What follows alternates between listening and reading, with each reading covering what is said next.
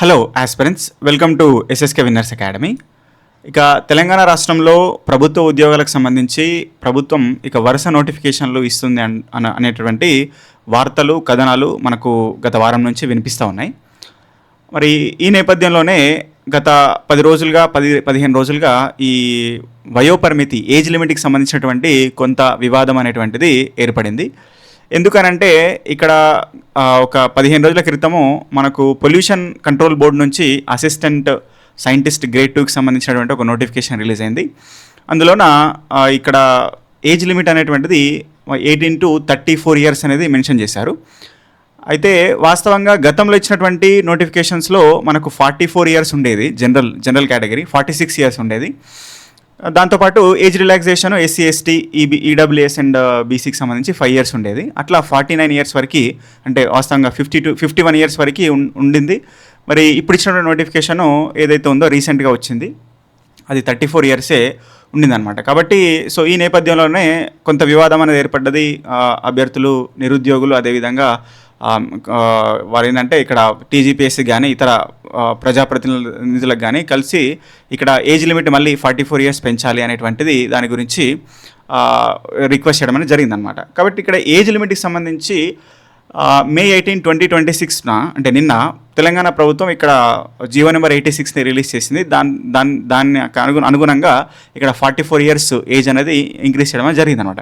కాబట్టి దీని గురించి ఇక్కడ పూర్తిగా దీని కాంటెక్స్ట్ అనేది పూర్తిగా మనం చూస్తాము. అదేవిధంగా ప్రజెంట్గా ఇప్పుడు ఏ కేటగిరీ వాళ్ళకి ఎంత వయోపరిమితి ఏజ్ లిమిట్ అనేది ఉంటుంది అనేటువంటి, అదేవిధంగా పీడబ్ల్యూడీ క్యాండిడేట్స్కి ఎంత ఉంటుంది అనేటువంటి అన్ని అంశాలు కూడా ఇక్కడ క్లియర్గా చూసే ప్రయత్నం చేస్తాం.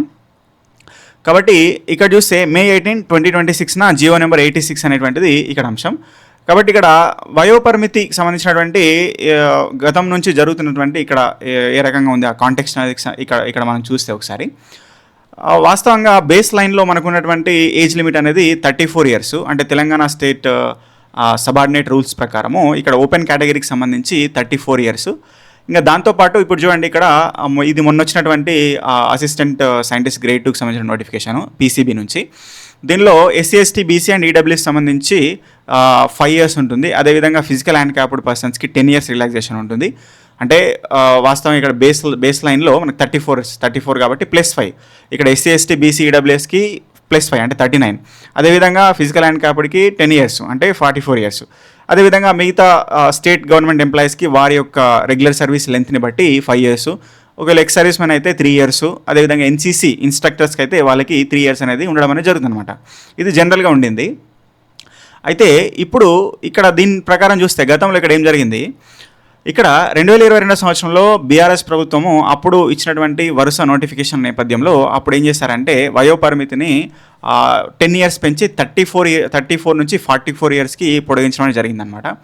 ఎందుకంటే అప్పుడు నోటిఫికేషన్ వచ్చేటటువంటి క్రమంలో 2022లో అప్పుడు చాలామంది నిరుద్యోగులు కూడా ఇక్కడ ఏదైతే తెలంగాణ అనేది రాష్ట్రం అనేది ఏర్పడడానికి కారణము నీళ్లు, నిధులు, నియామకాలు, అందులో ముఖ్యమైన నియామకాలు ప్రభుత్వ ఉద్యోగాల కోసము మనం ఆంధ్ర నుంచి విడిపోయి ప్రత్యేక రాష్ట్రంగా ఏర్పడ్డాం. కానీ ప్రభుత్వ ఉద్యోగాల్లో అంత సంతృప్తి అనేది చెందడం లేదు నిరుద్యోగులు అనేటువంటిది, యువత అనేటువంటిది. దాని నేపథ్యంలోనే మరొక 10 సంవత్సరాలు పెంచి ఎక్కువ మందికి అవకాశం రావాలనేటువంటి నేపథ్యంలో అప్పుడు 44 yearsకి పెంచడం అనేది జరిగిందనమాట.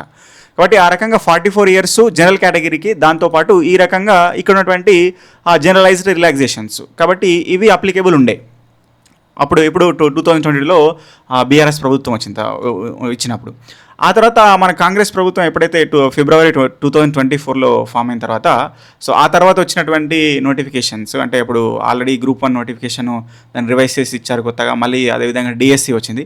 కాబట్టి వీటికి సంబంధించినటువంటి నోటిఫికేషన్స్లో దీనికి 46 yearsకి పెంచారు. అంటే వాళ్ళు ఇచ్చిన 44 yearsకి +2 years అనేది చేయడం అనేది జరిగిందనమాట. సో ఆ రకంగా 46 years ఆఫ్ జనరల్ కేటగిరీకి సంబంధించినటువంటి ఈ ఏజ్ లిమిట్ అనేది ఉండింది 2024 నుంచి ఉండింది. అయితే అది రీసెంట్గా అయిపోయింది. అంటే 2 years వరకు ఇచ్చారు ఆ పర్టికులర్ రిలాక్సేషన్ అనేది. ఆ రకంగా ఫిబ్రవరి 2024 నుంచి ఫిబ్రవరి 2026 వరకు ఆ జీవో ముగింపు అనేది జరిగిందనమాట. కాబట్టి రీసెంట్గా ఫిబ్రవరిలో మనకు ఆ ముగింపు జరిగింది. కాబట్టి ఇది మొన్న వచ్చింది, మేలో వచ్చింది, ఏప్రిల్లో వచ్చింది ఈ పీసీబీ నోటిఫికేషన్. కాబట్టి ఆ జీవో ముగింపు జరిగింది. కాబట్టి టీజీపీఎస్సీ అంతకుముందు ఉన్నటువంటి యాక్చువల్ రూల్స్ ప్రకారం, అంటే తెలంగాణ స్టేట్ సబార్డినేట్ రూల్స్ ప్రకారము 34 yearsకే ఫిక్స్ చేయడం అనేటువంటి జరిగిందనమాట ఏజ్ లిమిట్. ఆ రకంగా మరి పెట్టినటువంటి నేపథ్యంలో మళ్ళీ నిరుద్యోగులు ఈ ఏజ్ లిమిట్ ఏదైతే ఇంతకుముందు పెంచినటువంటి సందర్భం ఏదైతే ఉన్నదో, సో దాన్ని మళ్ళొకసారి పెంచాలనేటువంటి దాని నేపథ్యంలో అక్కడ నిరుద్యోగులు రిక్వెస్ట్ చేయడం అనేది జరిగిందనమాట. కాబట్టి దానికి అనుగుణంగానే ఇక్కడ ప్రభుత్వము మొన్న 18th రోజున మనకు ప్రస్తుత తాజా నిర్ణయం ఇక్కడ ఏంటంటే, వాళ్ళకు వచ్చినటువంటి విజ్ఞప్తులను అనుసరించి మళ్ళీ 10 సంవత్సరాలు పెంచినటువంటి సందర్భము ఇక్కడ ఏర్పడడం జరిగిందనమాట. కాబట్టి జనరల్ కేటగిరీ సంబంధించి ఇప్పుడు ప్రభుత్వ ఉద్యోగాలకు ఎవరైతే ప్రిపేర్ అవుతున్నారో వారందరికీ కూడా 44 సంవత్సరాల వయోపరిమితి ఏజ్ లిమిట్ అనేది ఉంటుందన్నమాట. 18 to 44 years అనేటువంటిది ఉంటుంది. దాంతోపాటు ఇక్కడ మనం చూసినటువంటి ఎస్సీ ఎస్టీ బీసీ ఈడబ్ల్యూఎస్కి సంబంధించి 5 years రిలాక్సేషన్ ఉంటుంది. అంటే అక్కడ 44, ఓకే. సో దానితో పాటు ఇక్కడ 5 years అంటే 49 years ఉంటుంది SC ST BC EWS, okay. So అదేవిధంగా ఫిజికల్ హ్యాండిక్యాప్డ్కి 10 years, అంటే ఇక్కడ 44 + 10 54 years వరకు కూడా ఉంటుందన్నమాట. ఇంకా దాంతోపాటు ఇక్కడ state government employees, ex servicemen, NCC ఇన్స్ట్రక్టర్స్కి అలాగనే 5 years 3 years అండ్ 3 years అనేటువంటిది ఉంటుందన్నమాట. కాబట్టి ఇది దీనికి సంబంధించింది. ఇక ప్రస్తుత తాజా వయోపరిమితి ఇక్కడ మనం చూడొచ్చు 44 years, ఓకే. సో అదేవిధంగా రిలాక్సేషన్ 5 years సడలింపు. అయితే ఇది 1 year మాత్రమే అప్లికేబుల్ అనమాట. అంటే ఇప్పుడు ఇది మనకు May 18, 2026 రోజున ఇచ్చారు.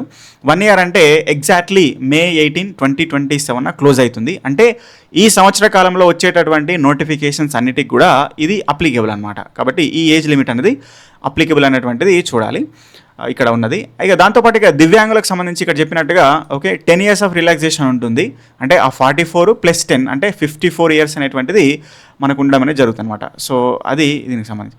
అయితే ఇక్కడ పీడబ్ల్యూడీ క్యాండిడేట్స్ ఏదైతే ఇక్కడ ఫిజికల్ డిఫరెంట్లీ ఏబుల్డ్ క్యాండిడేట్స్కి, ఓకే, సో వాళ్ళకు కొన్ని ముఖ్యమైనటువంటి అంశాలు ఇక్కడ చూస్తే వైకల్య శాతం ఏదైతే డిజబిలిటీ పర్సెంటేజ్ అనేటువంటిది ఏదైతే మనకు సదరం సర్టిఫికేట్ ద్వారా వస్తుందో అందులో 40% లేదా అంతకంటే ఎక్కువ ఉండాలి అనేటువంటి అంశాన్ని గుర్తుపెట్టుకోవాలి.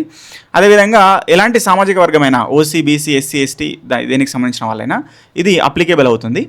ఇక దాంతోపాటు ముఖ్యమైనటువంటి గమనిక చూడండి, ఇక్కడ చివరిలో ఇక్కడ చూస్తే ఈ పర్టికులర్ వయోపరిమితి ఏజ్ లిమిట్ అనేది సివిల్ ఉద్యోగాలకు అంటే గ్రూప్ 1, 2, 3, 4 డిఎస్సి అదేవిధంగా మిగతా వాటికి మాత్రమే వర్తిస్తుంది. కానీ కొన్ని ముఖ్యమైనటువంటి ఇక్కడ ఉన్నటువంటి మనం చూస్తే పోలీస్ సంబంధించినటువంటి రిక్రూట్మెంట్స్ కానీ, ఎక్సైజ్ డిపార్ట్మెంట్స్ కానీ, ఫైర్ కానీ, జైల్స్ కానీ, అదేవిధంగా ఫారెస్ట్ మరియు యూనిఫామ్ సర్వీసెస్, ఇవన్నీ మనం యూనిఫామ్ సర్వీసెస్ అంటాం. సో యూనిఫామ్ సర్వీసెస్కి కొంత ఫిజికల్ ఫిట్నెస్ అనేది అవసరము. హైట్ కానీ, చెస్ట్ కానీ, అదేవిధంగా రన్నింగ్ కానీ, వాకింగ్ కానీ, ఇలాంటివి కొన్ని ఫిజికల్ ఫిట్నెస్ కావాల్సినటువంటివి ఉంటాయి.